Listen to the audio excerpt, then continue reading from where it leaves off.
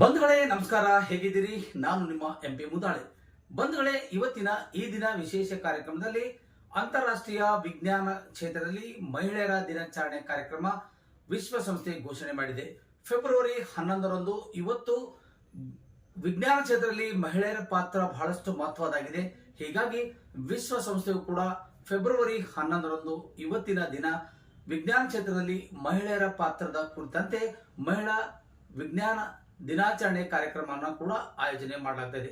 ಇಡೀ ವಿಶ್ವದಾದ್ಯಂತ ಮತ್ತು ಇಡೀ ವಿಶ್ವಸಂಸ್ಥೆಯ ಒಂದು ವಿಭಾಗದಲ್ಲಿ ಬರ್ತಕ್ಕಂಥ ಮಹಿಳೆಯರು ಕೂಡ ಸಮಾನಾಗಿ ಪುರುಷರ ಸಮನಾಗಿ ಕೆಲಸ ಮಾಡುವಂತ ನಿಟ್ಟಿನಲ್ಲಿ ಅವರು ಕೂಡ ವಿಜ್ಞಾನ ಕ್ಷೇತ್ರಕ್ಕೆ ಸಂಬಂಧಪಟ್ಟಿರೋ ಹಾಗೆ ತಮ್ಮದೇ ಆದ ರೀತಿಯಲ್ಲಿ ತಮ್ಮ ಕಾರ್ಯ ಪ್ರವೃತ್ತಿಗಳನ್ನ ಮುಂದುವರಿಸಿಕೊಂಡು ಬರೋದ್ರಿಂದ ಅಂತಾರಾಷ್ಟ್ರೀಯ ವಿಜ್ಞಾನ ಕ್ಷೇತ್ರದ ಮಹಿಳಾ ದಿನಾಚರಣೆ ಕಾರ್ಯಕ್ರಮವನ್ನು ಇವತ್ತು ಆಚರಣೆ ಮಾಡಲಾಗ್ತದೆ ಇಡೀ ವಿಶ್ವದಾದ್ಯಂತ.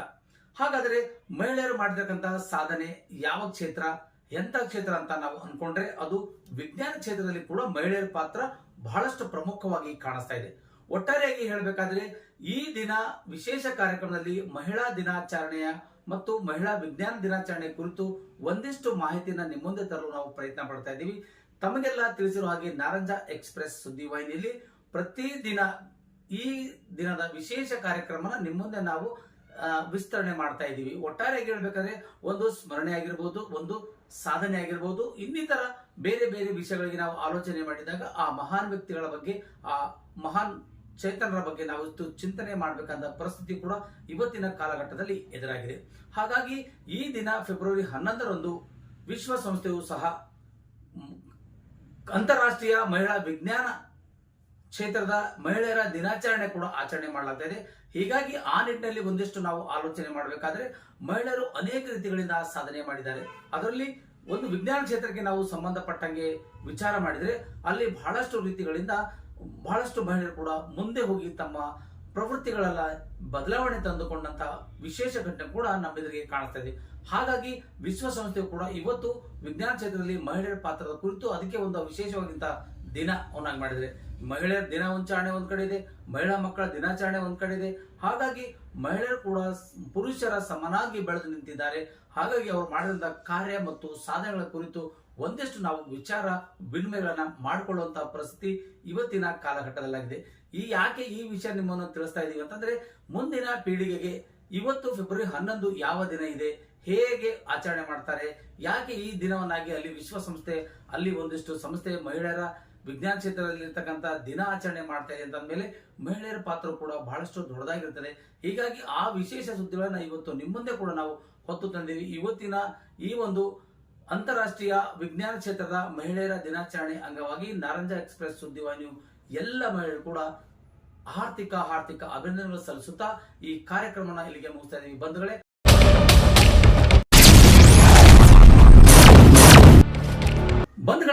ಇವತ್ತು ಫೆಬ್ರವರಿ 11, 2024 ಭಾರತೀಯ ಜನಸಂಘದ ಸಂಸ್ಥಾಪಕರಾಗಿರ್ತಕ್ಕಂಥ ಪಂಡಿತ್ ದೀನ್ ದಯಾಳ್ ಉಪಾಧ್ಯಾಯ ಅವರ ಸ್ಮರಣೋತ್ಸವ ಕಾರ್ಯಕ್ರಮ.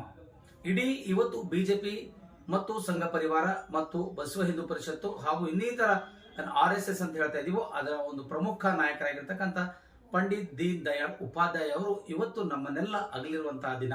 ಹಾಗಾಗಿ ಇವತ್ತಿನ ಈ ಒಂದು ಕಾರ್ಯಕ್ರಮದಲ್ಲಿ ನಾವು ಕೂಡ ಅವರನ್ನ ಸ್ಮರಣೆ ಮಾಡೋಣ. ಯಾಕಂದ್ರೆ ಅವರು ಒಂದು ಕಡೆ ನಿಂತುಕೊಂಡು ಒಂದು ಕಡೆಯಿಂದ ಸಂಘ ಪರಿವಾರಗಳ ಕಟ್ಟಿ ಇವತ್ತು ಬಲಿಷ್ಠವಾಗಿ ಬಿಜೆಪಿ ಪಕ್ಷನ ಸ್ಥಾಪನೆ ಮಾಡಿರ್ತಕ್ಕಂಥ ಪ್ರಮುಖ ನಾಯಕರಲ್ಲಿ ಅವರು ಒಬ್ಬರಾಗಿರ್ತಾರೆ. ಹಾಗಾಗಿ ಇವತ್ತು ಪಂಡಿತ್ ದೀನ್ ದಯಾಳ್ ಉಪಾಧ್ಯಾಯ ಅವರ ಸ್ಮರಣೋತ್ಸವ ಕಾರ್ಯಕ್ರಮ ಫೆಬ್ರವರಿ 11ರಂದು ನಡೀತಾ ಇದೆ.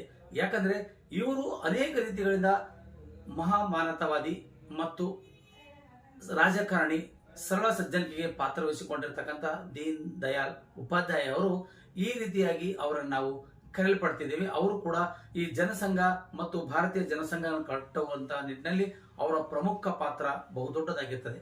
ಬಂಧುಗಳು, ಯಾಕೆ ಈ ವಿಷಯ ನಿಮ್ಮನ್ನು ಹೇಳ್ತಾ ಇದೆ ಅಂದ್ರೆ, ಮುಂದಿನ ಪೀಳಿಗೆಗೆ ಈ ಕ್ಷೇತ್ರದಲ್ಲಿ ಯಾವ್ಯಾವ ಕ್ಷೇತ್ರದಲ್ಲಿ ಯಾರ್ಯಾರ ಸಾಧನೆಗಳಾಗಿದೆ, ಹೇಗೆ ಆಗ್ತದೆ ಅನ್ನೋದನ್ನ ಈ ಒಂದು ನಮ್ಮ ಸುದ್ದಿವಾಹಿನಿಯ ಮೂಲಕ ಸಾರ್ವಜನಿಕರಿಗೆ ಮತ್ತು ನಮ್ಮ ವೀಕ್ಷಕರಿಗೆ ಒಂದಿಷ್ಟು ಮಾಹಿತಿ ನೀಡುವ ಮಟ್ಟಕ್ಕಾಗಿ ಈ ದಿನದ ವಿಶೇಷ ಕಾರ್ಯಕ್ರಮನ ಹಮ್ಮಿಕೊಂಡಿದ್ದೇವೆ.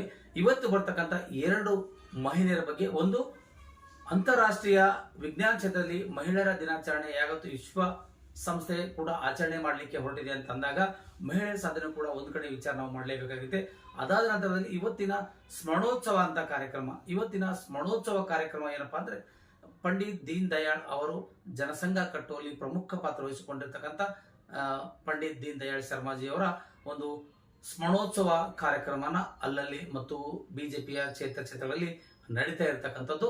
ಹಾಗಾಗಿ ಅವರ ಸ್ಮರಣೋತ್ಸವ ಕಾರ್ಯಕ್ರಮ ಇವತ್ತು ಆಗಿದ್ದರಿಂದ ನಮ್ಮ ನಾರಂಜ ಎಕ್ಸ್ಪ್ರೆಸ್ ಸುದ್ದಿವಾಹಿನಿಯಲ್ಲಿ ಕೂಡ ಈ ಒಂದು ವಿಚಾರವಾಗಿ ನಿಮಗೆ ತಿಳಿಸಲು ಒಂದಿಷ್ಟು ಸಹಕಾರಿಯಾಗಂತ ಪ್ರಯತ್ನ ಮಾಡ್ತಾ ಇದ್ದೀವಿ.